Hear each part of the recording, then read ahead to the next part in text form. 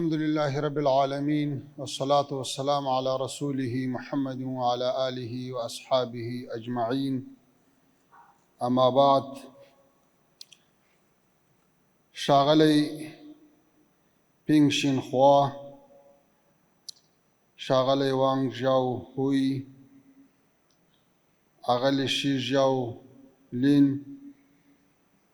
درنو حاضرینو، زما لپاره لوی ویاړ دی چې نن د افغانستان اسلامي امارت په استازولۍ د چندو په ښکلي ښار کې د غربي چین په شلم نړیوال نندارتون کې شرکت کوم. د هر څه له مخه زه د چین د ولسي جمهوریت له حکومت څخه د دوی د تود هرکلي او میلمه پالنې مننه کوم. زه څو ورځې وړاندې چین ته په رسمي سفر راغلی یم. په دې سفر کې زما د چین د سیاسي بیرو له غړو، د بهرنیو چارو له وزیر او د حکومت له نورو مسؤلینو سره کتنې ترسره کړي دي. د دغه سفر په ترڅ کې موږ وتوانېدو چې د افغانستان او چین ترمنځ په سیاسي او اقتصادي اړیکو کې ښه پرمختګونه ولرو. په راتلونکو وختونو کې به زموږ د دې ورځو ناستې د افغان سوداګرو او چینایي سرمایه گزارانو په فعالیتونو ځانګړی مثبت تاثیر ولري. دا نندارتون د اقتصادي همکاریو جوړولو او ګډو فرصتونو پیدا کولو یو ښه مثال دی.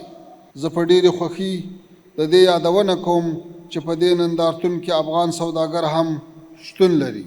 دا نندارتون له افغانستان سره د چیني سوداګرو او پانګوالو د همکاریو جوړولو ښه فرصت برابرولی شي. لویدیځ چین د مرکزي جنوبي اسیا او منځني ختیځ ترمنځ د یو تاریخي پل حیثیت لري. افغانستان هم د خپل جغرافیایي له برکته ځان په وچه کې محاته هیواد نه بلکې د دې نورو هیوادونو په څیر ځان یو ځمکنی پل بولي چې ملتونه، بازارونه او تمدنونه سره نښلوي. ښایي تاسو ته معلومه وي چې دغه پل د تیرو 45 کلونو جګړو او ناامنیو له امله خپل رول له لاسه ورکړی و، ځکه د ناامنیو او جګړو شتون له ګاونډیو هیوادونو دا فرصت اخیستی و چې د افغانستان ستراتیژیک موقعیت د اقتصادي همکاریو د څلورلارې په حیث استفاده کړي. افغانستان نن ورځ یو نوی فصل پیل کړی دی. دا د ثبات، امنیت او خپلواکۍ فصل دی. له جګړو راوتلی افغان ملت اوس نورو هیوادونو سره اقتصادي همکاریو لپاره هڅې پیل کړي دي او غواړي له دې لارې د خپل وطن سوله، سوکالي او پرمختګ متداوم وساتي.